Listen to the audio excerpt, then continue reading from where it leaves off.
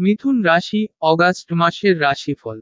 সূর্য আপনার রাশির তৃতীয় ঘরের অধিপতি। সূর্য 16 অগাস্টে দ্বিতীয় ঘর কর্কট রাশি থেকে তৃতীয় ঘর সিংহ রাশিতে প্রবেশ করবে। সূর্য ক্ষমতা, আলোচনা এবং আত্মবিশ্বাসের কারক। বুধ মিথুন রাশির অধিপতি এবং চতুর্থ ঘরের অধিপতি। বুধ 22 অগাস্টে বক্রী হয়ে প্রথম ঘর মেষ রাশি থেকে দ্বিতীয় ঘর বৃষ রাশিতে প্রবেশ করবে। বুধ বুদ্ধিমত্তা, সংলাপ এবং আলোচনা নির্দেশ করে। শুক্র মিথুন রাশির পঞ্চম এবং দ্বাদশ ঘরের অধিপতি। শুক্র 25 অগাস্টে তৃতীয় ঘর সিংহ রাশি থেকে চতুর্থ ঘর কন্যা রাশিতে প্রবেশ করবে। শুক্র প্রেম, শিক্ষা এবং সৌন্দর্যের নির্দেশক। মঙ্গল মিথুন রাশির ষষ্ঠ এবং একাদশ ঘরের অধিপতি। মঙ্গল 26 অগাস্টে দ্বাদশ ঘর বৃষ রাশি থেকে প্রথম ঘর মেষ রাশিতে প্রবেশ করবে। মঙ্গল শক্তি, স্বাস্থ্য এবং নতুন উদ্যোগ নির্দেশ করে। বৃহস্পতি, শনি, রাহু এবং কেতু এই মাসে যথাক্রমে বৃহস্পতি বৃষ রাশিতে, শনি কুম্ভ রাশিতে, রাহু মীন রাশিতে এবং কেতু কন্যা রাশিতে অবস্থান করবে। চাকরি। এই মাসে মিথুন রাশির জন্য কর্মক্ষেত্রে অনুকূল সময় থাকবে। সূর্যের গমনাগমন অনুকূল হওয়ার কারণে আপনি আপনার কাজে আরও সক্রিয় এবং উদ্দীপিত থাকবেন। আপনার যোগাযোগ দক্ষতা উন্নত হবে, যা নতুন সুযোগের দিকে নিয়ে যেতে পারে।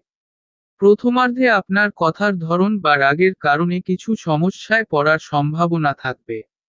বিশেষত এই ধরনের আচরণের কারণে আপনার পাওয়ার সুযোগগুলি হারিয়ে যাওয়ার পাশাপাশি অন্যদের কাছে আপনি দায়িত্বজ্ঞানহীন ব্যক্তি হিসেবে পরিচিত হতে পারেন।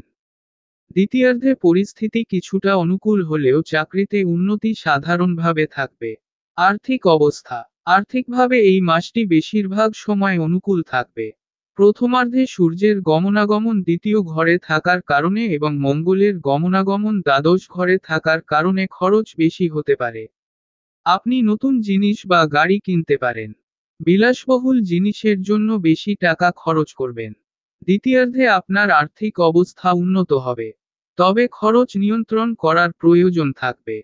পরিবার। পারিবারিকভাবে এই মাসটি ভালো থাকবে। শুক্রের গমনাগমন পুরো মাসে অনুকূল থাকবে এবং দ্বিতীয়ার্ধে সূর্যের গমনাগমন অনুকূল হওয়ার কারণে আপনি আপনার পরিবারের সদস্যদের সঙ্গে ভালো সময় কাটাবেন। আপনার ভাইবোনদের সঙ্গে ভালো সম্পর্ক থাকবে। তবে বাড়ির মহিলাদের স্বাস্থ্য সমস্যা হওয়ার সম্ভাবনা থাকবে, তাই তাদের স্বাস্থ্যের প্রতি যত্ন নেওয়া প্রয়োজন। এছাড়াও আপনার রাগ নিয়ন্ত্রণে রাখা ভালো। আপনার কথার ধরন বা রাগের কারণে আপনার পরিবারের সদস্য বা আত্মীয়রা সমস্যায় পড়তে পারে। স্বাস্থ্য। স্বাস্থ্যগতভাবে মিথুন রাশির জন্য এই মাস কিছুটা অনুকূল থাকবে। সূর্যের গমনাগমন এবং বুধের গমনাগমন অনুকূল হলেও দ্বাদশ এবং প্রথম ঘরে মঙ্গলের গমনাগমনের কারণে স্বাস্থ্য সমস্যা হতে পারে। বিশেষত রক্ত এবং হাড়ের সাথে সম্পর্কিত স্বাস্থ্য সমস্যা এই মাসে আপনাকে বিরক্ত করতে পারে। এছাড়াও ভ্রমণের সময় সতর্ক থাকা ভালো। সূর্যের গমনাগমন অনুকূল হওয়ার কারণে স্বাস্থ্য সমস্যা হলেও তা দ্রুত হ্রাস পাবে। ব্যবসা। ব্যবসায়ীদের জন্য এই মাসটি অনুকূল থাকবে। ব্যবসায় উন্নতি সম্ভব হলেও খরচ বেশি হওয়ার কারণে লাভ হলেও তা বড় কোনো সুবিধা বয়ে আনবে না। তাড়াহুড়ো করে নেওয়া সিদ্ধান্তগুলি সমস্যার সৃষ্টি করতে পারে। তবে ব্যবসায় নতুন চুক্তি এবং উন্নতির ফলে সমস্যা হলেও সাহস করে এগিয়ে যেতে পারবেন। পড়াশোনা। শিক্ষার্থীদের জন্য এই মাসটি অনুকূল থাকবে। সূর্যের গমনাগমন ভালো থাকার কারণে পড়াশোনায় আগ্রহ বাড়বে এবং উদ্দীপনার সঙ্গে কাজগুলি সম্পন্ন করতে পারবেন। তবে পরীক্ষার ক্ষেত্রে সতর্ক থাকা ভালো। শুক্রের গমনাগমন এবং মঙ্গলের গমনাগমন অনুকূল না থাকার কারণে কিছু সমস্যা হতে পারে। বিশেষত তাড়াহুড়ো করে ভুল উত্তর দেওয়ার সম্ভাবনা থাকবে।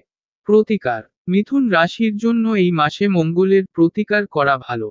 মঙ্গলের গমনাগমন দ্বাদশ এবং প্রথম ঘরে থাকার কারণে সমস্যা দূর করার জন্য প্রতিদিন বা প্রতি মঙ্গলবার সুব্রহ্মণ্য স্বামী বা নৃসিংহ স্বামীর পূজা করা বা তাদের সম্পর্কিত স্তুতি পাঠ করা উচিত।